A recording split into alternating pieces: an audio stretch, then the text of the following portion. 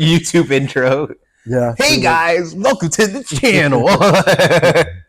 What's up, guys? I'm Chris with the Heavy Heads Records podcast.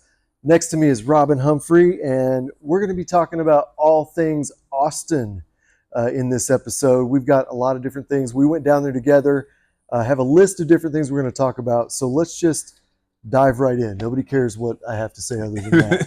So, I was going to say, if anyone watches this podcast, it's going to just be a bunch of comics like wanting to know, what's Austin like? Yes. Tell me. So they probably don't even want jokes from us. Yeah, probably not. They don't want us to have a good Which is time. good because I don't have any. So let's talk Austin, man. We went down there earlier this summer to check it out. We're two aspiring comics because we don't get paid enough to say we're comedians. I'm still aspiring, yeah, for sure. But or at least I'm not paid enough. I can't. I should throw other people under the bus. You run shows, but yeah, we're both just trying to make it out there. And so this is like the more perspective of beginner comedian's perspective of a bigger city like Austin. I've never been able to do comedy in a big city before going out to Austin. And so it was a real exciting experience for me just to be able to go out to a town that's been labeled as like the land of milk and honey, like to a lot of podcasts and stuff. If you're a big comedy fan or big, just trying to be a comic and you're trying to like watch everything on YouTube that shows up. Yeah. But yeah, it's the Mecca. It's like what's happening right now in comedy. And I think it's interesting too, between both of us, to note the differences as far as, you've never been out there. I've been out there one time before. Also age difference, as aspiring comedians, I think you're coming into it more to try to make a career out of it. Yeah. And I think I'm coming into it more. I just love, for the love of the game and just to enjoy it for the art form, and whatever comes of that will happen for me. So I'm one of the homeless people making and crawling outside to kill Tony. Please. Oh man, it happens. There are stories like that down there. I saw a TikTok the other day, actually. It was like a month ago, but the other day in editing, it's the other day where it was a kid that was younger than me, because I'm 24. This guy was probably 22 at most, absolute most. He had been doing stand-up for like 4 months or something, 4 months at most, because I like looked back through his profile. But like the video I saw first was a video of him in his car preparing to go down to Austin. Oh boy. Being like, I'm prepared to be homeless for Kill Tony. I liquidated all my assets. I bought this little box fan. And it's like, I really hope comedy works out great for that guy. I really do. Don't get it twisted. But don't do that. It's not that nice out there. It's not that nice. It's a cool scene. It's not that nice. I just want to, if no one watches anything else of this podcast, I want y'all to understand, do not become homeless for Kill Tony fame. You're going to get on the show. You're going to bomb because you're a fresh comic, and you might have a lot of funny ideas. We don't know how to get them out yet. In all fairness, I've done a lot worse for, a minute of questionable fun. Yeah, he's right. Now let me ask you this though. Would you have said that before you went? What was your perspective before you went versus after? That is a great question. You were a great interviewer. What's the guy? The old black dude, Matt Lauer. It's Lester Holt. Byron Allen. But for real though, I personally now, it's been a couple months since we went on the trip, so I personally now probably it's like the hindsight's 2020. So in my head, I'm like, no, I would never have told someone to do it. But like, if I thought a guy was really funny or whatever, and he was like, oh yeah, you're gonna be a star, man, I might have been like, hey, you can figure it out there. But it's definitely a thing of where the going out there has definitely made the diamond seem less bright than it really is. Right, yeah. Like, because you think that, oh, it's going to be beautiful. It's going to be this. Sorry, I'm holding back the biggest burp ever. But it's like wanted- it's gonna be the biggest beautiful diamond ever. It's gonna be an awesome diamond, and then you try and you go up to the diamond, and you're like, it's all right, it's cool, you know. It's not like superstardom is around every corner, but No. oh, No.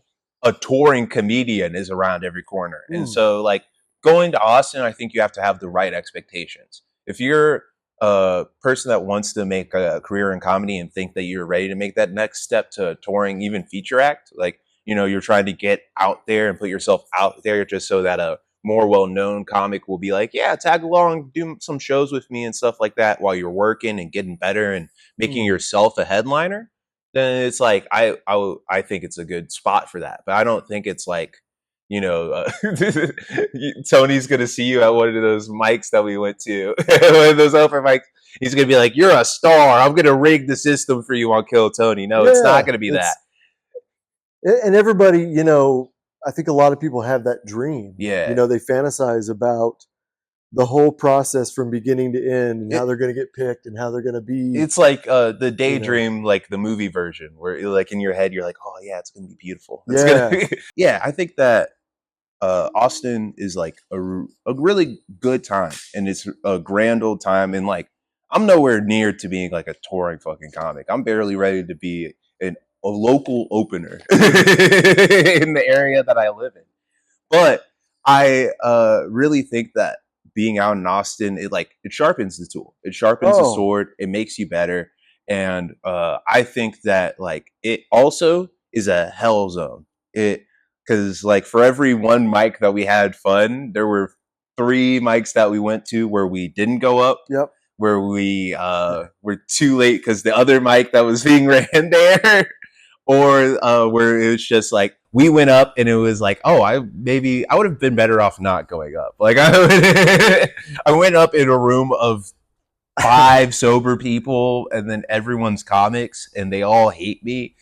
It's like, yeah, I'm not saying me specifically, but like they all like look at you as the pariah while you're on stage doing your dream.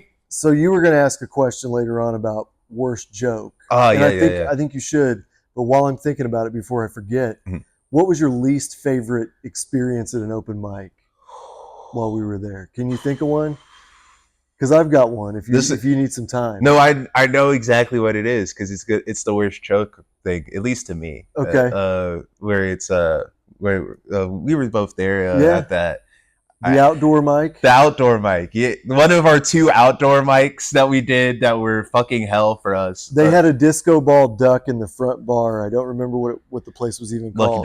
Lucky Duck. I remember that one. That one was the fucking... Because we did both these places same day. Both the outdoor mics were the same fucking day. Where was the other outdoor mic? Creek and Cave. Where we did... we were kicked out because they were filming something. And we had to sit there on the fucking stage and... I might have changed my mind about the worst mic. I was going to say... I forgot his name. Dude. He's an excellent dude. I think I maybe added him on Instagram. It's been a couple months. He was a cool dude. He was an awesome dude. That's why I want to cut this so bad because I can't remember his name for the life of me.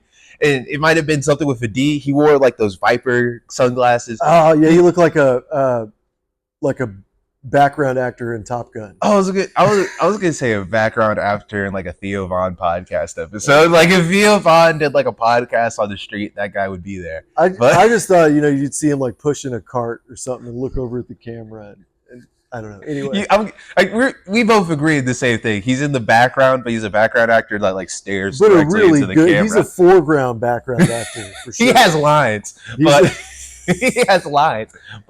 no, he was a great guy. I cannot remember his name for the life of me. There are so many people there, and I only remember like. So he's going to remember this, and a few of us will. It was like kind of like boot camp. Yeah, it was in a way. It was hell, and we all sat up there on the stage. It was hot as hell. It felt like everyone was doing like some like stuff that they really wanted to work on. We have to get to the nuts and bolts of what actually happened. Okay, like he moved it because he thought it would be cooler for us under the stage because he thought that it'd be shady. But what really happened is he moved us right into the path of the sun, or into the because the sun moves, man. Yeah, the sun was going down, and like it timed out perfectly to where we were like just sitting there baking in the sun as it was going down. It literally set right on us. And we just all were too stubborn to move again. So we just suffered the whole time. No, most people, I think it was like this. Like most people, we all sat on the stage for a while. Yeah. Because we all sat on the stage when like we were up there for a good 20 minutes. We did 5 sets up there, and I was one of those 5. And I remember I started like doing like a little thing about like, man, we need to find a better place to do. Like, and I started saying sorry to them because I was like, I felt bad because I wasn't trying to be a dick about it. It was just hot as fuck, and I was just dying in the heat. But it was like, yeah, and then we moved down because everyone moved down kind of at once, and then it became a stage again once that couple came up, and we were like, oh, we have a crowd. There's 2 people. Like, you have to understand, Austin open mics are rough, especially those I'm gonna call it a matinee, even though it's not, like the 5 p.m. mics that you might see, and they're good learning experiences. They're good for young comics. It taught me a lot. It taught me about like keeping energy up and always trying to figure out ways to have fun no matter what situation you're in. But at the same time, it's one of those things where it's like, if you aren't confident that, first of all, you want to be a stand-up comic, Austin will chew you up, spit you out, send you back home to wherever you went, back onto your parents' couch, if that's your best case scenario. If you like, because some guys might get stuck out there if they don't have family. That was your worst experience then, baking in the sun? Baking, for worst joke, I'll leave worst joke for later. Okay. I'm going to say baking in the sun was the worst experience of me being on stage. We want to do that flip. Yeah, I remember that mic too, and it wasn't that great. I kind of bombed. I didn't kind of bomb. I bombed.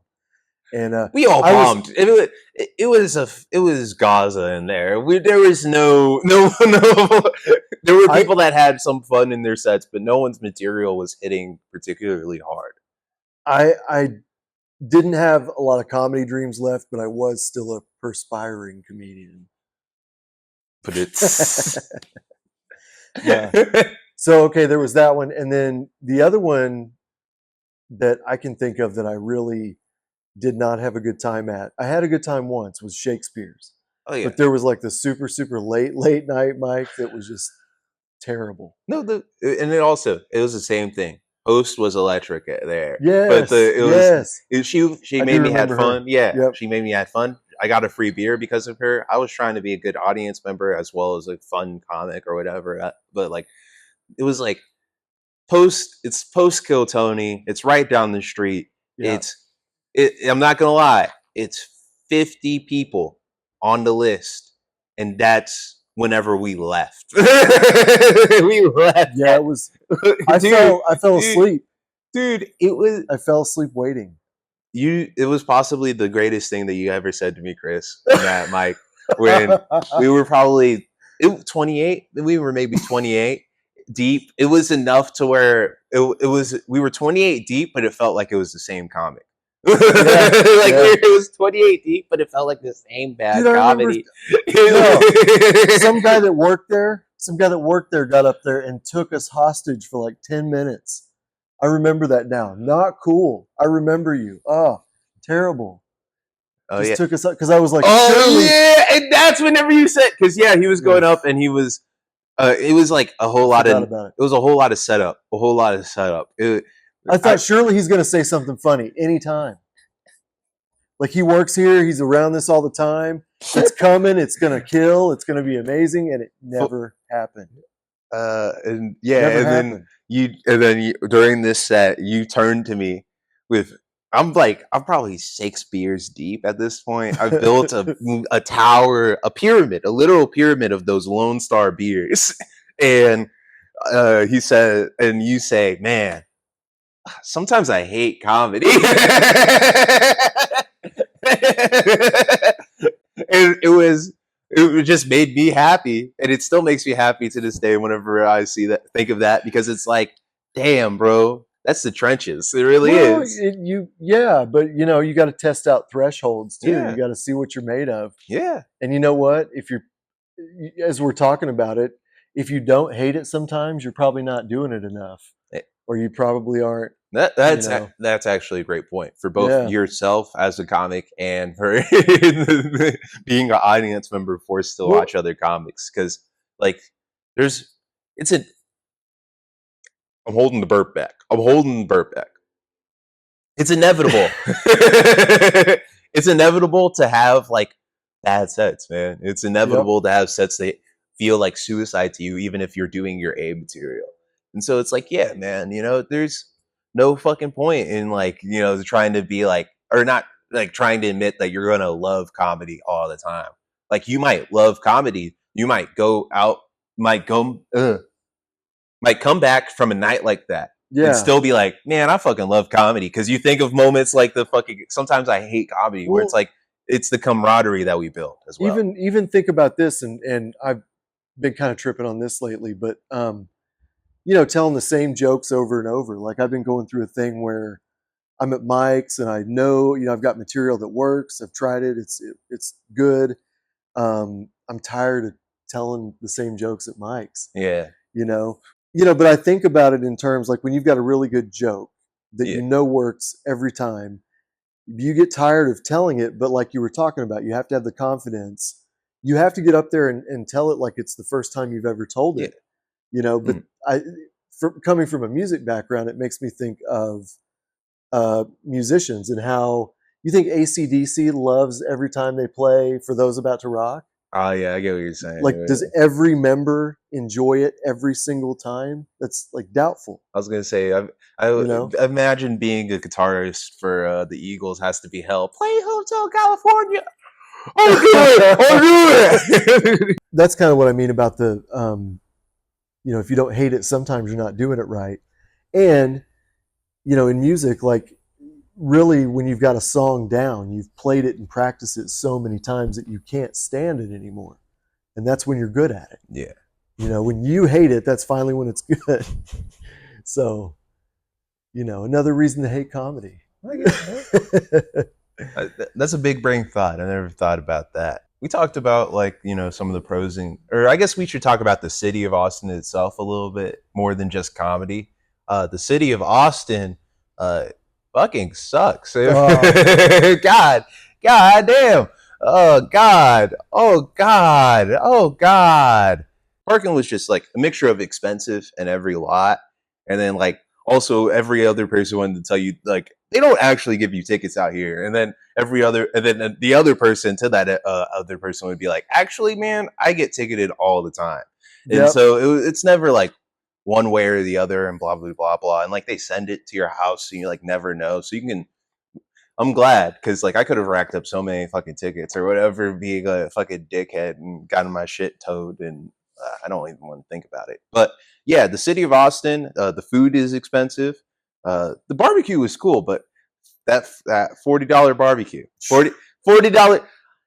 Yeah. No barbecue should be more than $20 per plate. I stand by that. I stand by that. I stand by that. That's hard Unless to do. That's if really hard 40, $60, like once you get into 40, 60 for one person, to that's whenever you know white people are cooking it. That's whenever you know white people are cooking it. That's when you know it. I'm just saying because you know either white people or non-black people are cooking it. Because I've never gone to a black barbecue restaurant and been slapped in the face with an insane price. I've been able to get brisket, ribs, and everything with one $20 bill. All right. I just want to say that I thought all the black people in Austin had wonderful culinary abilities, and any black people that we encountered. I never saw a black person working a job. I only saw them on stage. Every time I was eating out, I was like, all I saw, only black people were comics and homeless people. Oh my like, God. I never met a black guy that just worked at the subway. He's saying Austin sucks. I'm not saying it sucks. I'm You just said saying it sucked. I'm saying what my point is that all cities in America suck. And then Austin just happens to be like the southern version of like bad American city. So my experience with Austin, let's see here. I went to this place. I don't even remember what it was called, but I did a touristy thing when I was there. I went to I don't know, it's a huge pool of water. God, I sound like such an idiot right now. I don't even know what it Oh, that was. lake that you went to. Yeah, yeah, Yeah, yeah, it yeah. was freaking awesome. That was a cool spot. What else? I thought the scenery and the architecture was really good. The architecture is cool. Like, and just experiencing the places that you do see on TV or you wanted to go, like the mothership and what was Poor Choices. Yeah, That was yeah, another yeah. cool one. That was like one of the nicer Sixth Street bars. I will agree on that. And I mean, I found some decent stuff. Like Yeah, I spent some time digging during the day I was and about to found some say. VHS I tapes. think didn't you find like some of these records Oh, there? I'm sure I Yeah, did. yeah. But There was a band called Triple Cobra. I have to give them a shout out. I found one of their records. Excellent. They have like maybe 1,500 views on or listens on Spotify. Great record, Triple Cobra. uh, Yeah. Anyway, you I found thought, Donnie Darko on VHS out dude, there. I found it for $2 and I flipped it. I did well. I was about to say that I think that this is what the conclusion that our podcast is coming to. Austin is a white city made for Oh, white men. Straight cis white men older only. men, I Yes, straight guess. cis white men that like comedy are the only men that will thrive in Austin. No, but genuinely speaking, I think it's a fun city to be in. Uh, I think that like I've been to like San Fran. I've been to some other places due to work and things like that. But like, I mean, I think that Austin was like a lot more. Like it was like at least downtown. Downtown was walkable. It was nice. It was like once you park, you don't need the car to do Mm-hmm. anything. Mm-hmm. You can like as comics, you can walk over all over like the streets and stuff, and like it's only going to be like at most like 20-minute 30-minute walks like from spot to spot. Sometimes it would be longer, but that's like once you get out of that downtown area.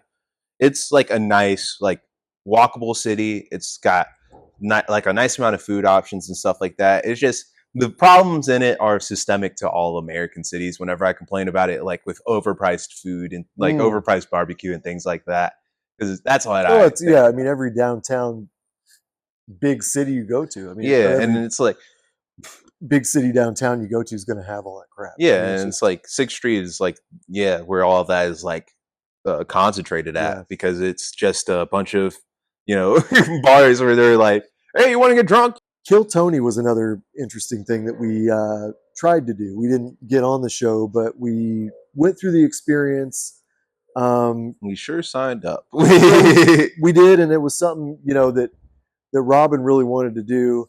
Yeah. Uh, I would have done it, but I've got a little story behind that too as to why I didn't necessarily care if I was on the show or not. But so I remember, and I'll let him run with it. But I remember before we went, that was Robin's like thing. He wanted to be on Kill Tony, and that was the one of the big I reasons that just we.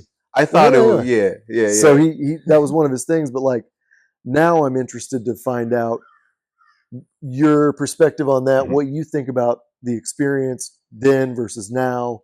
Do you think it would have been good? What just all that stuff. That's what I want to talk about too. But All right. yeah, Uh I want to start out by saying uh I am a bad person. I thought that I wanted to take a shortcut in comedy to just straight to getting paid. and that's not I what I love the was art. saying. I love the art form. I love all that, but I also hate driving out hours to do Uh, to open mics. But no, that's. I mean, that was like why I wanted to do Kill Tony is like to essentially be able to quickly establish myself in a scene like that so I could mm, just go out like try to go out and like move out and things like that and then also like in my head right it was like I was like ooh I could be resident black guy. I know that they're expanding their regulars or whatever. I could be their secondary resident black guy. I could be the in city black guy whenever Cam can't make the show. I could be that black guy.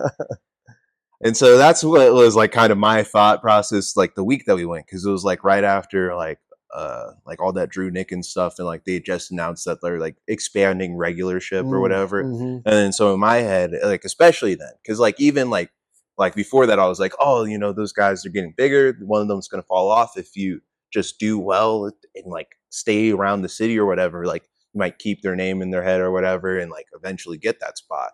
Because like Cam wasn't a golden ticket winner, a lot of guys that become regulars weren't like golden ticket winners and stuff. And so I just wanted a good set on that show.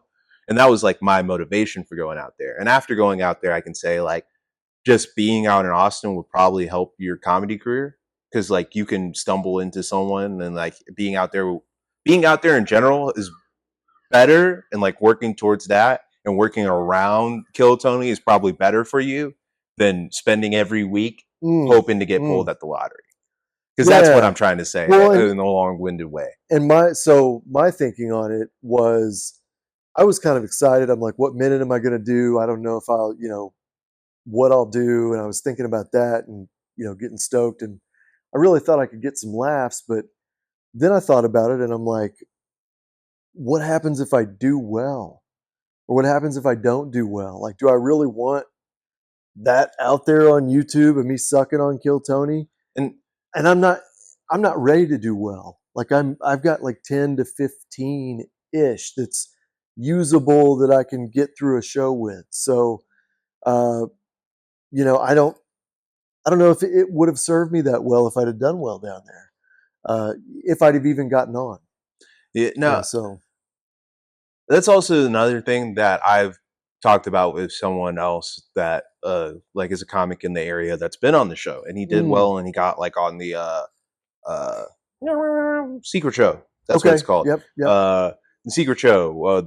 That Red Band. That's his name. Red Band runs at his club, and at Sunset Strip, and it was like, and he just said like, it's a cool experience. It gets you like, it's like, a nice little like piece of cred. Yeah. It's like, like essentially like a first credit now. Like if you do well out there, it's like, not the equivalent of like, oh, I did 15 for a Comedy Central feature, because like that's like certified headliner stuff, Right. But like that's like a thing to like, make some noise around yourself, around whatever scene you're in and stuff like that. But besides that, it like didn't help him out more. Like it helped him in senses, in like, at least from my perspective, as someone that's watched this guy be a comic, it helped his confidence. It helped like him become like stronger on stage, and he's been crushing it ever since I seen him. But also, this guy always crushed it. He's always crushes it. His name's Nick Farrell. If you know him, if you see him, or if you've seen him on Kill Tony, funny ass guy, way funnier than myself. We should have had him on the show personally than myself. But did I meet Nick? You've probably met Nick. He's been he's done a couple of shows around our area and stuff like that. Okay, I think I met Nick because I'm not sure he wasn't down there whenever we were down there. Oh, okay. But he was in Austin whenever a friend of ours went down there, because he like has family down there, so he travels down a lot. But like, yeah, he goes down to Austin all the time to try to do Kill Tony. And he got on once, and he got like not a golden ticket, but he got like all the stuff that you'd want from like, a good setup there. Mm-hmm. And so that's cool. Yeah, and he was just like saying like, it doesn't change anything. It didn't change anything for him. It wasn't like, oh, the local loony bin didn't want to make him a headliner. After that, it's just like, right. It's still just like, you still got to put in your dues. Like it's not as much of a shortcut as like people probably make it out to be. Well, and let's follow that a little bit further. And just because you get on Kill Tony, for a minute, I mean, first of all, they've already let's think about it. They've already seen you. Mm-hmm. Yeah. YouTube has already seen you, and it's probably like your two best jokes or two or three best jokes, right? And I mean, it's am I going to be compelled by seeing a comedian for a minute to go see him headline in Austin? Yeah, I mean, it could happen, but it's because you have to build. Doubtful. You have to build rapport. You have to build, because it's not one spot on that show's gonna, like, it might help you a little bit, it might help you get some traction on the internet, stuff like that. But and like that's on you to grab as soon as like they finish filming, right? Like figure out like how to have that, like once they air it, like how to capitalize on that. That's on you, right? But like with all the everything outside of it, like everything in real life, when it comes to like becoming more of a comic, getting more people out on the town and stuff, I don't think it really helps like an average guy that does cool to good. Like, only only comics remember your face. Well, and I'll just say this, like I'll try not to go on a huge rant about it, but I've been fortunate I enough. have. You can, man. I've been fortunate enough to see a guy work his way through that scene. I saw him really early on in his career before he started blowing up, and that was about a little over a year before you and I went. And his name is Casey Rocket, and I know. No, every time you say like do that setup, it kills me only because like I'm expecting you to say like, and his name was John the Baptist. Because I always try to evangelize people. I'm such a great evangelizer. But yeah, I got to see him go up at Sunset Strip. It was the night, I think it was the night he got pulled for the secret show. Oh hell yeah! So I don't know if that was from his, if he went from his episode on Kill Tony to that show or how that all worked out, but I know I saw him around that time.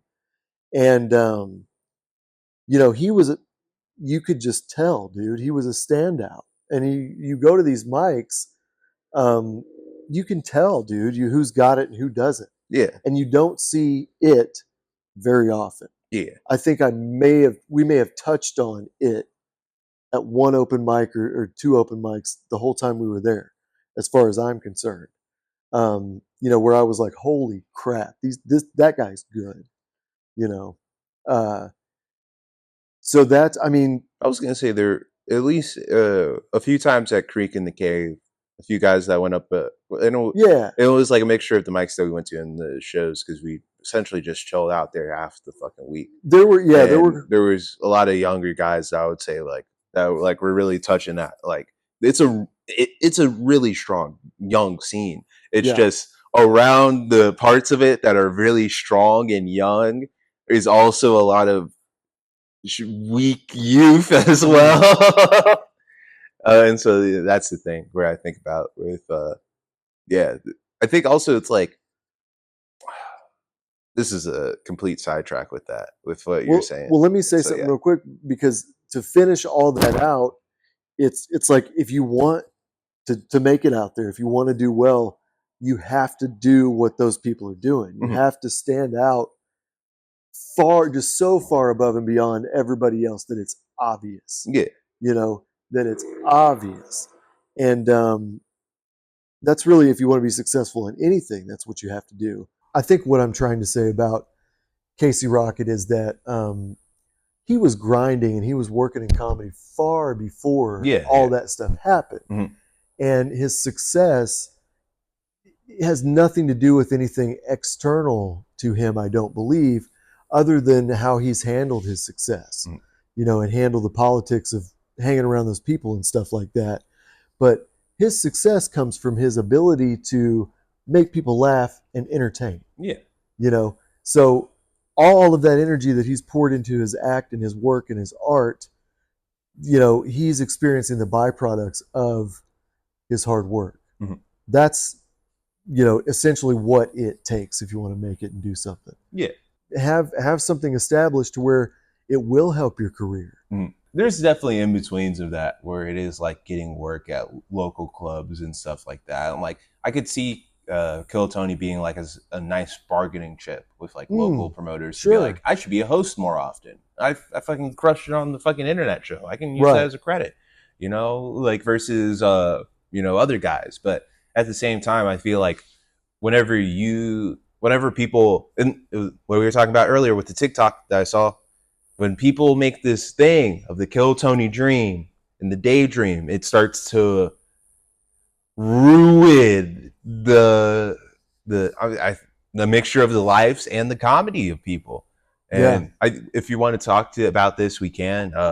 The Kill Tony influence on the scene and how it kind of, to a certain extent, I feel like produces a lot of young comics that have a very similar style that is a very bad evil style. I'm just kidding on bad and evil, but I do think it's a lot of similar comics with a lot of dark, edgy one-liners and it's a mixture of like, you have to work it out. You have to you have to work it out. You have to figure it out and like figure out what funny is to like everybody.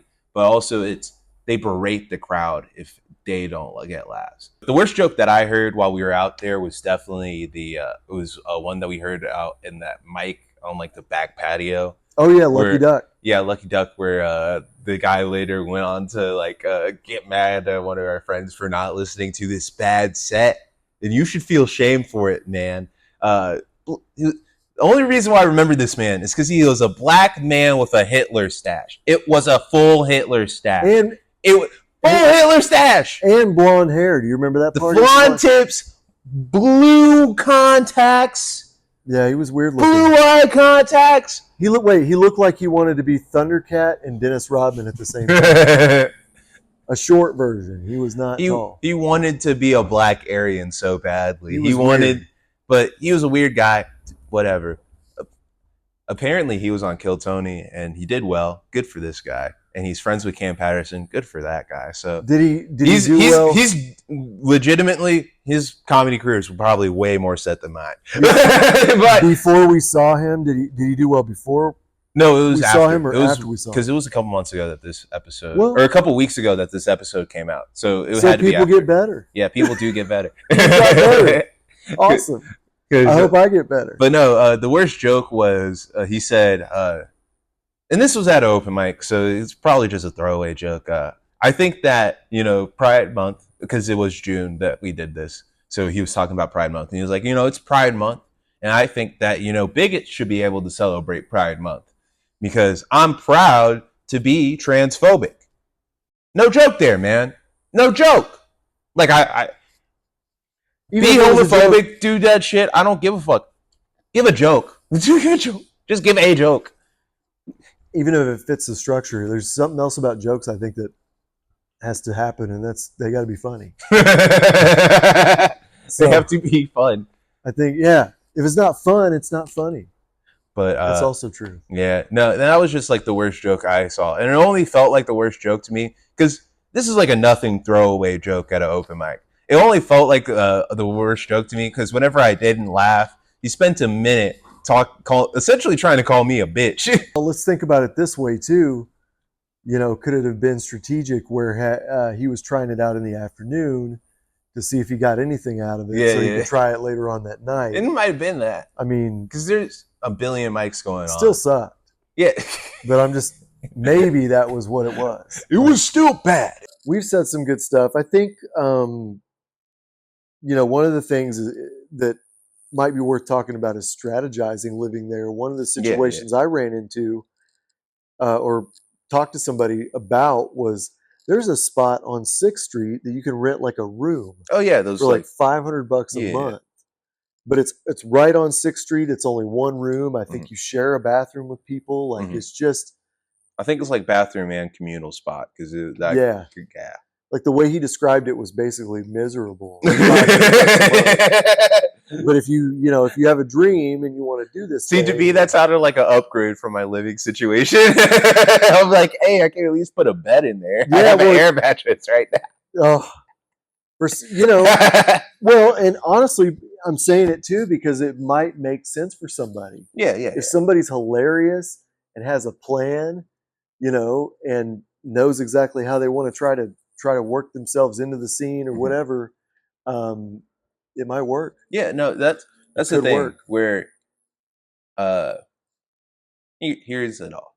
I think I've done this like 3 times into the camera, but I just want to emphasize this for anybody that is like a younger comic, like a mixture of both young in their career and young in life. Because I'm a 24-year-old. I've been doing comedy on and off since I was 18 years old. Like, I love this shit. This is the only, this is one of those only things where it's like, this is the only job I've ever wanted in my life, Mm-hmm. And so like, I understand like someone that would like kill just to do that. Like and I'm just going to say this, be prepared, And I'm saying like, put years into the craft. Put years into it before you come down here. Because a lot of guys, I think, make the first step what should be the last step. Because moving to a big city should be like the last step of like being an open micer in my head, where it's like, that's wherever you like, someone starts like, letting you feature for them or host for them on the road, or if you're just hosting a lot and you're a local area, you're doing a lot, and then you're like, oh man, but I want to do more. Mm-hmm. That's whenever you think about moving to Austin or New York or even St. Louis or Chicago, smaller, smaller comedy cities. But like, don't make the first move the move to the big city, because it doesn't matter if you're fucking George Carlin. If you start working out shit, like I'm talking about everything on comedy, working it all out, like together on stage in awful rooms in a city that isn't your hometown, without your friends and family around you, without a real support system, it's gonna be rough. I don't know how you can expect to do it. And I'm saying that as from my perspective, You got to be as like hilarious. a human. You got to Yeah. be. You have to be either superstar That's funny or the best hang ever, because you have to be able to make those Or connections both. quick. Yeah. I mean, really. Yeah. I mean, that's what the job everyone wants, is a guy that can open for him, but also hang out and chill and like do both and be, I guess, a good time at both. So as you're talking about that, it also makes me think about,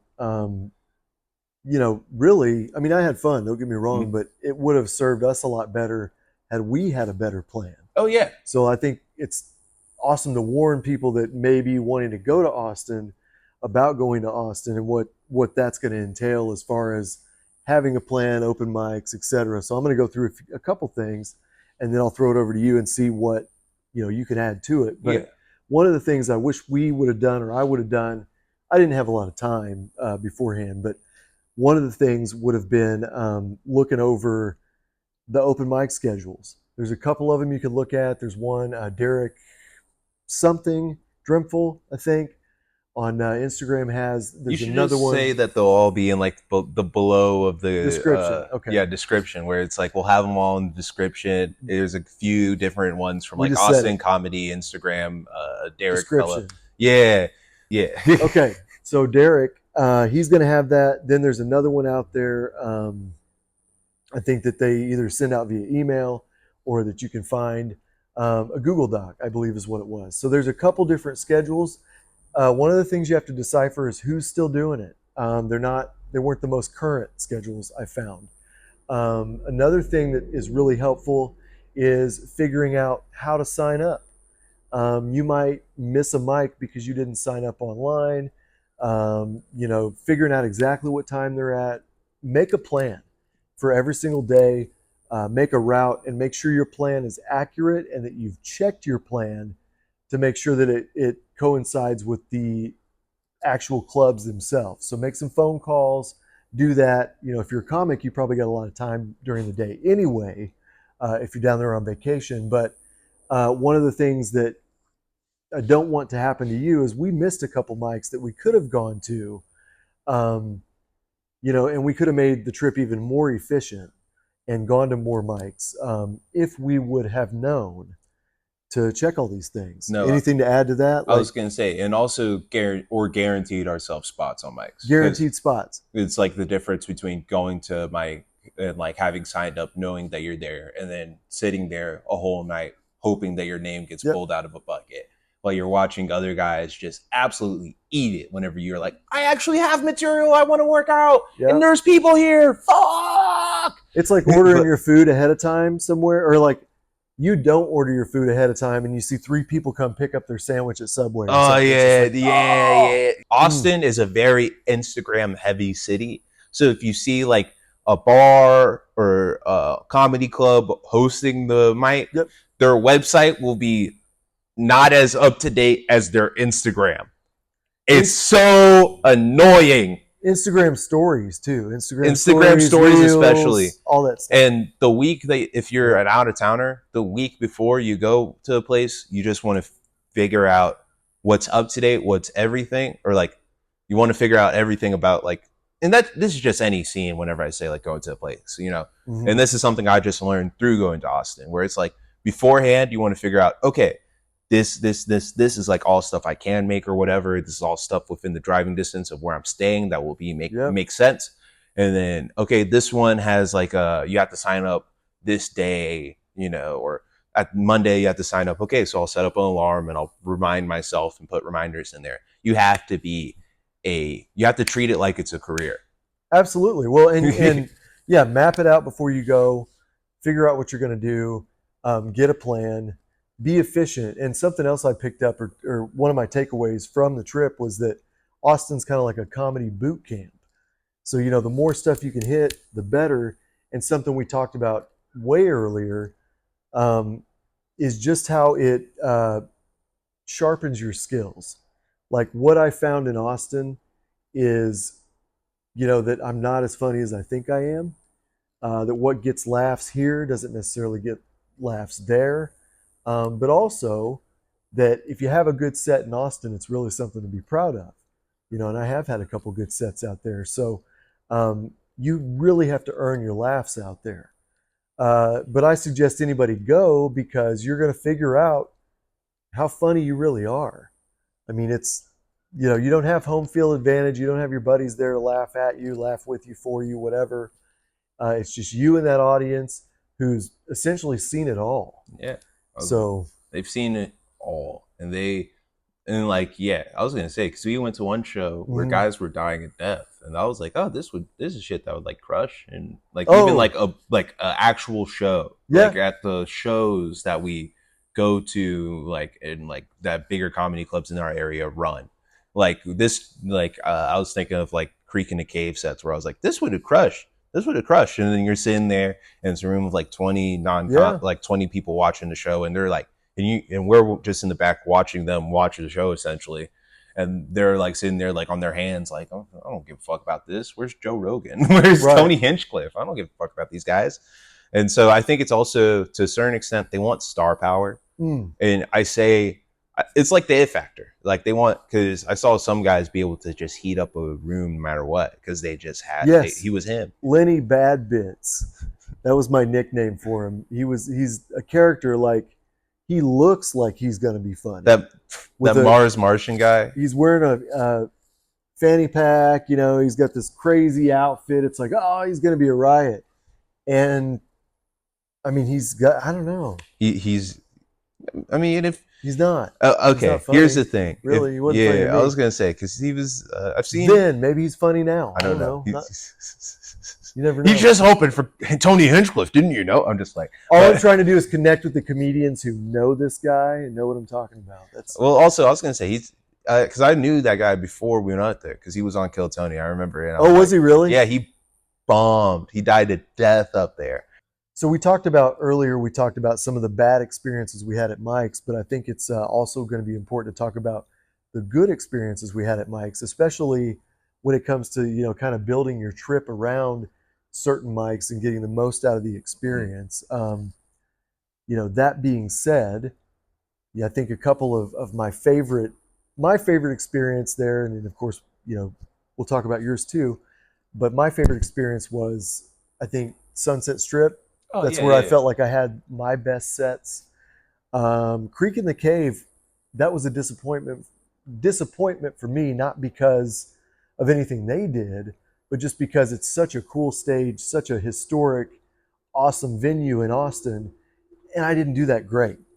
So that was, for me, that wasn't a great one. What other venue did I really enjoy? I'll think about it while you're talking about a couple of your favorites, but I think for me it was Sunset Strip, because one more thing about that, the trip previous, I got to stand on the stage. Sunset Strip was new. I took my picture next to the mic and had barely, even been in comedy at all. So to go from that to getting laughs on that same stage was really cool for me.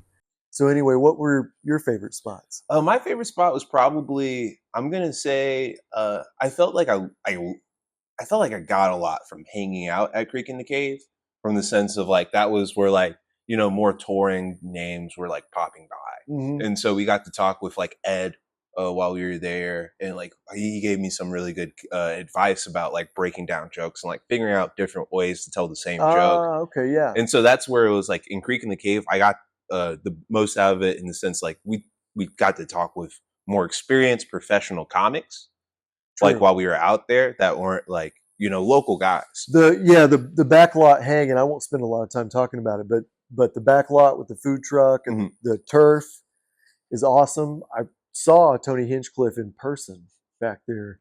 Barely made eye contact, and that was it. But and then you texted me afterwards, like Tony Hinchcliffe's here. I was like, "Oh my god!" But I didn't say a word to him. I'm like, I'm not going to be that guy. I'm just dead because that was right after your sunset. Yeah, we're I not put my talking name about in that. the bucket pool. No, I put my name in the bucket pool more than one time at Sunset Strip because it was our last time going there, and I needed a good set.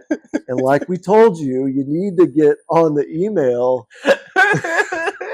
and plan this stuff out so you don't have to do things like I did. Shameful, dirty things. Because, yeah, what's on 6th Street in Austin. I did it.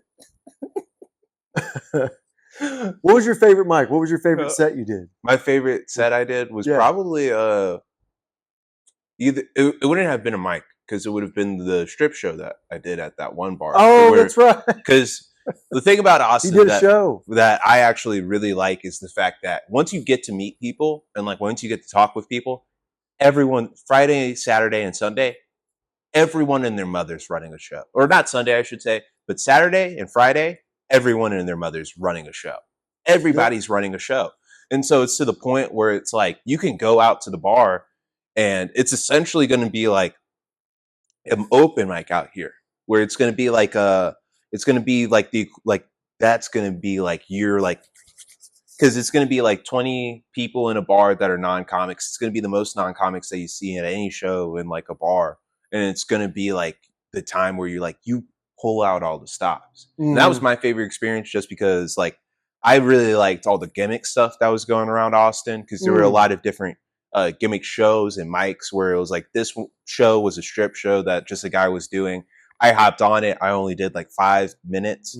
And I came off with basically only my jeans on just because I wanted to do like a bit of like anytime any sentence I said where I paused, if it didn't get a laugh, I was taking a piece of clothing off. He bombed on purpose so he could get naked. I didn't even bomb. That was the thing. Because it was like I would do setup and like, or I would be like, hey, how's it going today, y'all?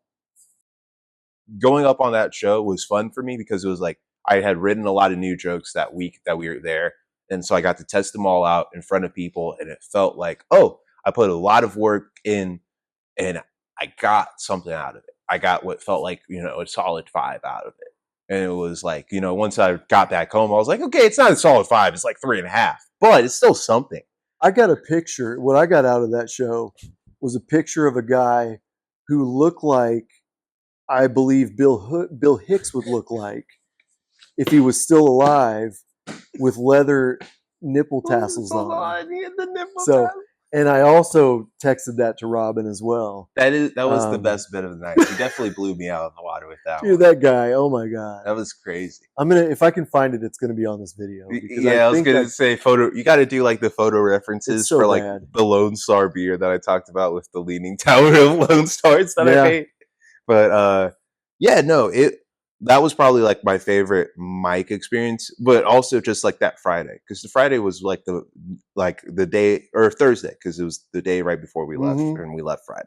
So that Thursday was like the most fun I had, but that was just because I was fucking around. I went to World's Tiniest, so I was able to just fuck around there, and like that was just a fun time. And so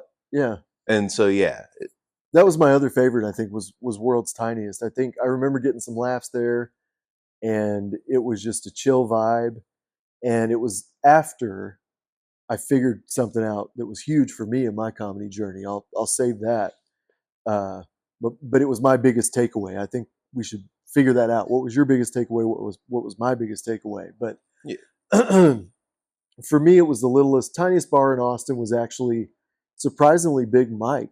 Oh yeah, bigger turnout. And then the other one at Sunset Strip, I just dig it. I think that's a good place to get up. That Creek in the Cave, and probably Tiniest would be where I would focus my energy next time if I went. I don't know about you. I would still probably try to go to the Mothership, Mike, Yeah, just Mothership. because, like, whenever you're out of town tourist and all that stuff, it's fun to just check it out. It seems like a fun idea. Yeah. It's like the kind of like the big the mothership, for lack of a better term, of the like scene, you know. So it's like the big place that everyone's aiming for. But I I think that the mics, like, I'm not going to say mics because we were only there for a week, and mics every week a mic changes. Like, I would want to be there for like 3 months before I said these are the mics that you want to go to. These That's aren't. true. And but what I would say about that is like, this is just the note that I would take from like focusing on this is like try to get up early anywhere you can, because that's whenever you can have the best time. Because World's Tiniest, we went up early. Shakespeare's, we did not. We probably could have had some fun at Shakespeare's if we went up early instead of being 50 deep. Once you're to that point, you know, that was the other thing we learned. Yeah. Big time. Get in front of a crowd. I mean, how stupid is that to even say out loud? Of course, that's what you're trying to do, but it's not as easy as it would seem sometimes. And World's Tiniest, it was like, the thing is like the difference between Shakespeare's and World's Tiniest bar, right? Is even though Shakespeare's, it was there were comics there, they weren't paying attention. Yes, they didn't give a fuck. No, and I understand because everyone was kind of somber about not making Kill Tony. And then the people that made Kill Tony that came through the Shakespeare's afterwards, of anything, made you more somber about it. So one thing I did think about, another advantage too, or of going to Austin, you know, is coming back. I mean, I think that going through that process and just getting beat up, you know, getting challenged, I think that's what it's about. Because, you know, you come back to your own scene and you're like, you know, just it brought my confidence level up. So you come back with kind of a new appreciation. I'll even say that, not just going to Austin, but getting out of town, period. Oh yeah. You know, my region here, I like to hit Arkansas or Joplin, or, you know, I've hit a mic in St. Louis or just wherever, to try your stuff on audiences who don't know you. That's one of my I find the most enjoyment in that a lot of times. Well, yeah, it's because you're a new guy to them. And so it's like easy, like a lot. It's a mixture of like every joke is new, like, and it's actually new to people. You know, you're not sitting there and you don't have that one guy that's like, yo, that joke is funny as fuck, but I've heard it 10 times. Right. I've heard it 10 different weeks in a row, or not even in a row, just 10 different weeks. But yeah. And so it's like, I get that. And I'm trying to think of what else Austin was we want to talk about. Well, one thing I want to talk about, just to give them a shout out, maybe plug our show, is we've had some people from our scene who have moved to Austin. Oh yeah. Just give them a shout out. Check them out on Instagram because they're amazing. They're hilarious. Way better than myself. Way better. Top tier of our local talent pool. And funny enough, they were guys that I thought about when I went the first time, and I thought they would kill down here. They're funnier than most of these people down here. So anyway, we got Josh Wingo and Carter Fancook are two of them, super hilarious. And then, of course, Corbin Lemaster also moved down there. And, you know, he's done great things. Obviously, he tours with Mark Norman, so that's amazing. We are actually lucky enough, Robin is hosting a show that I put together, and we're lucky enough to have Corbin on the show. So that's going to be October 18th in Ozark, Missouri at the, I keep wanting to say haunted morgue. I don't know if it's haunted. I don't think it's haunted. You make it sound like it's haunted every time you bring it up to me. I'm expecting to go up there and start my host set, and just immediately the system turns off, man. It's a historic morgue. For whatever reason, like I envision you with just vampire teeth. Well, because I am. You figured out my whole bit. I'm going up there in Halloween garb, and then I'm gonna fucking say, "Death, it's all around us, everywhere." He did not sleep one time in Austin either. That's weird. It's the historic morgue in Ozark, Missouri. Um, cool venue. I had it just, going around in my head. Where's a cool venue that I can do a show? I'm calling it boutique. I don't know if that's right or not, but just kind of like a special show at a special venue, a Yeah, one time. like an intimate show that's going to be like a cool kind of Yeah. speakeasy type vibe, underground type vibe. Yes, Yeah. exactly. And so, gratefully, they let us do it. Corbin's super funny, man. He's I've looked up to him, the entire time I've been in our scene. Watching him try his jokes, methodically. One of my favorite things he does is if I were to do an impression, he just takes his piece of paper and he's like, huh, that's nothing. And sometimes he'll get laughs on the joke, and it's like, well, he didn't get enough laughs. That's nothing. But again, he loves it. He's doing it for the love of the game, and that's proof because he could be doing another show on that night, but he's taking this show. So again, I'll go back to the art form and how important it is just to do it, just to write jokes. I'm saying that to myself too. I haven't been writing right now lately. I'm not gonna lie. I feel like half this pod for both of us, and I'm saying this for both of us, has been us looking in the mirror at us like even right before the trip and just being like, do this thing, do that thing, because it's like it's some. I feel like a lot of this podcast just with the Austin stuff. It's like we want to make sure that people out there in the internet that you don't make the same mistakes we do.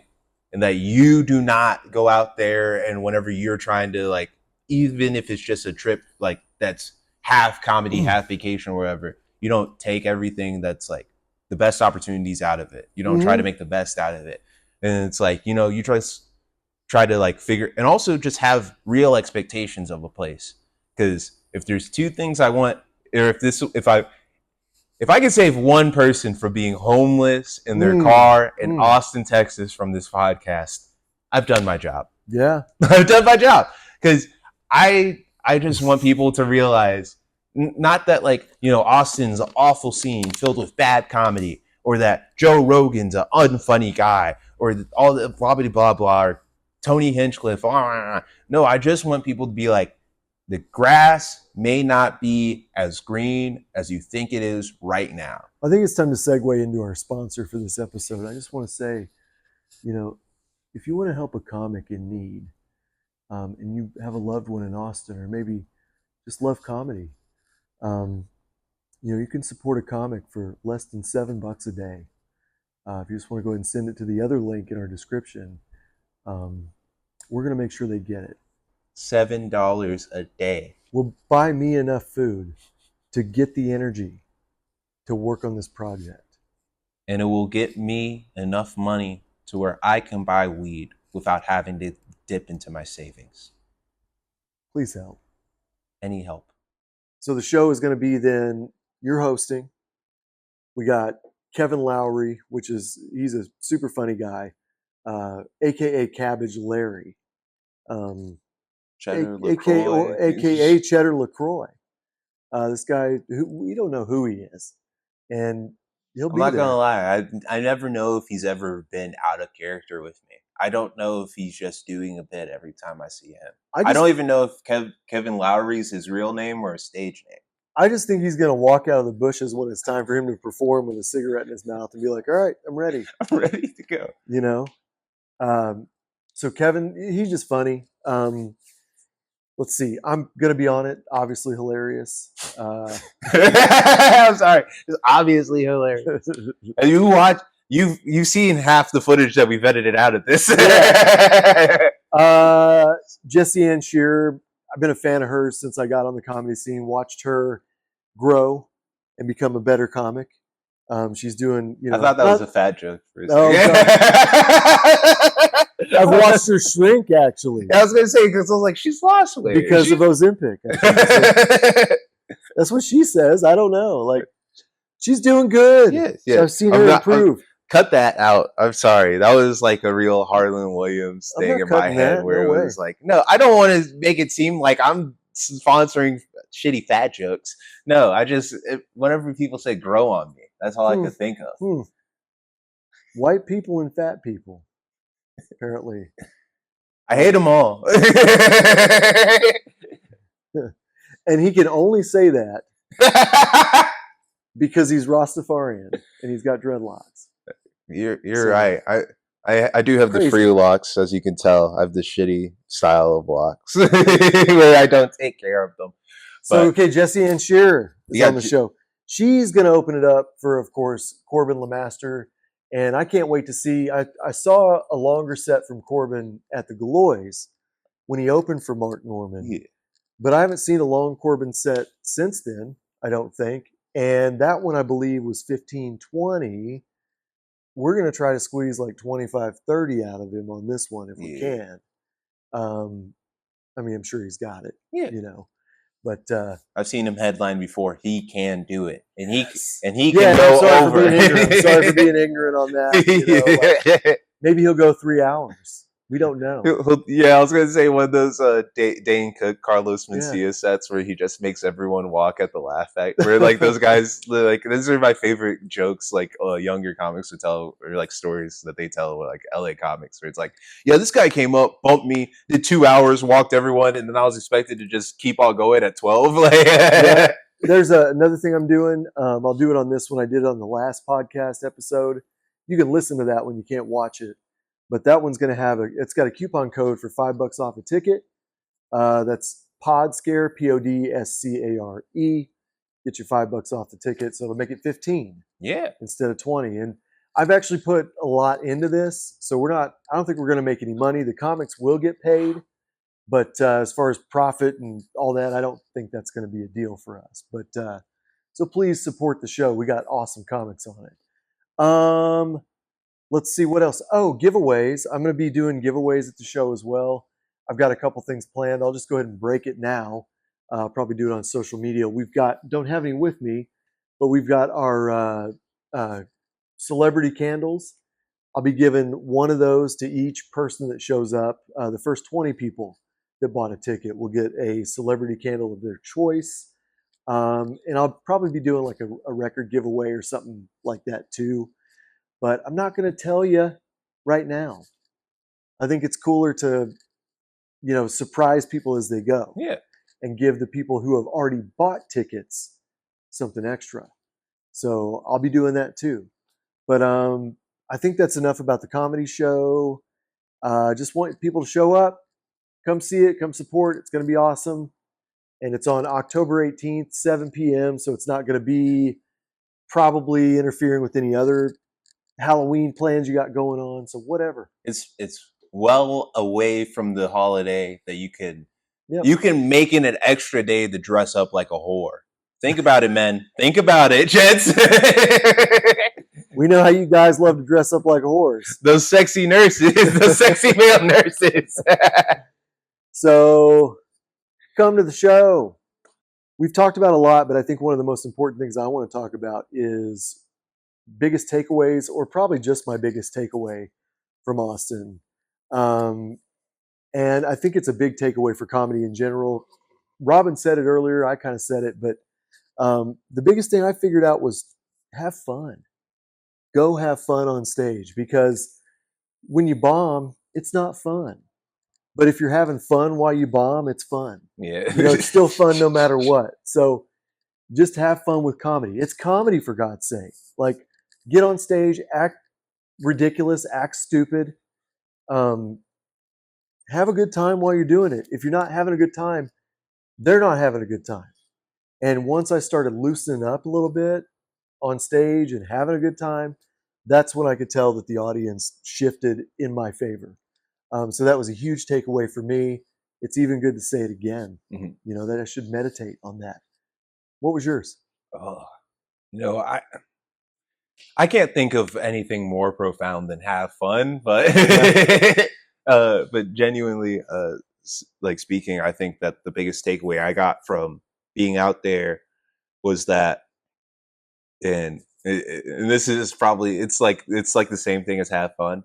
It's like, oh, this is like comedian 101 stuff, but it's still stuff that needs to be drilled into your head. It's that there are no real shortcuts in this. There are no real shortcuts. And You know, like people will say like, oh, you know, this thing, you know, helped me out so much. Yeah, it helped them out. You have to figure out what helps you out. Be yourself. And that's goes from Oh everything yeah, yeah. to confidence to like, you know, from like everything from like confidence on stage to like what you like who you hang out with off Hmm. stage and like who you like want to be on shows with and stuff like that. I think the shortest distance to success in comedy is right, right. Treat it like a job. I'm telling you something I don't do. But anytime I've ever seen anybody be successful in something, it's because they do it all the time. Period. Period. I was about to say, That's the shortcut. yeah, Write more. write more, go on stage as much as you can. Hmm. All the shortcuts are essentially maximize the time that you have and don't try to look for the shortcuts. That's what it is. I mean, truly, be efficient. That's the shortcut. Yeah, Be like as efficient as possible. I was about to say, So because yeah, that's. I yeah. mean, it's just if you do it well the first time, if you give you 100%, and you know, then you don't have to do it again. You know, if you give it 100%, you don't have to find a way to put it back in the other percentages later on. And it's like you're always figuring it out. You're always Hmm. working to figure out like a new bit, a new topic, a new anything. But it's just that you have to have that like the I guess like the confidence in yourself to know I don't need to look for a cheap way out. I Hmm. don't need to hunt for a way like I'm not trying to say Kill Tony is a cheat code because it's not. It's really, if you think about it, it's the culmination of years of work for a lot of guys. I can tell you this. Most every great comedian wasn't a headliner when they were 23, 24, 25. They were a door guy. They were a door guy at best. Some of them weren't doing comedy. And so just think of it like that. If you're a younger person or an old person or an older person that's getting in late, don't think, oh man, all these people that are my age have gotten famous or whatever. Just think, hey bro, if it's meant to be, it's meant to be. But if I really love it, I'll keep on working at it. And I won't hunt for shortcuts. And I won't hunt for like the big payday. So that's the lesson I learned. There are no shortcuts. Okay. Yeah, man. I mean, I think those are great takeaways. It was a great trip, and I want to go back again. Yeah. So hopefully I'll be able to do that sooner than later. I would recommend anybody, based on what we've talked about, I would recommend taking our advice, or at least thinking about it. I would recommend talking to other people, and just figuring out, you know, first of all, go down there for a week. If you want to move down there and do the dream thing, try to budget, go down there for a week, try it out. Then if you still want to move down there, go. Even like Yeah. just 3 days in the middle of the week. Yeah, something like come that. down Give there it, on a like do Tuesday, Wednesday, Thursday, or whatever, just to see how the city is midweek, like whenever you'd be miking and stuff like mhm. that, or like check it out midweek going into the weekend. Well, go through the Kill Tony process too if you can on Monday, because it sucks. It's not fun. I It's was you're in a bar. You sit and wait in a bar hoping your name gets called. yeah, I don't drink, that so it was even worse. I was gonna say So I was getting plastered everywhere we yep, went because we had nothing better to do and I had it $5. was a hustle, It and was that's a another hustle. trap you could get in. We Yeah. won't talk about that, but another trap you could get into in Austin on a whole nother level Oh yeah. is Substance. alcoholism, not having anything to do, drinking too much, blah blah I blah. was just gonna say But abusing any well, substances. yeah, I mean, um, but yeah. Anyway, the so that experience, try to get that in. Try to get in as many as you can before you take that leap. It's a huge leap, Mm-hmm. you know. And there's a lot of Uber drivers and Lyft drivers down there already. So They do not need more. DoorDash, I don't even know if it's down there, but man, They got DoorDash on there. I you almost know, got it to the crib one day, to the hotel. a lot of Plan Bs have already been spoken for, is what I'm saying. I'm sure. So anyway, thank you for if you've made it this far. Thanks for checking this out. Yeah. Check out my other stuff. I plan on doing more. So as always, like, share, subscribe, etc. I'll catch you next time. Peace.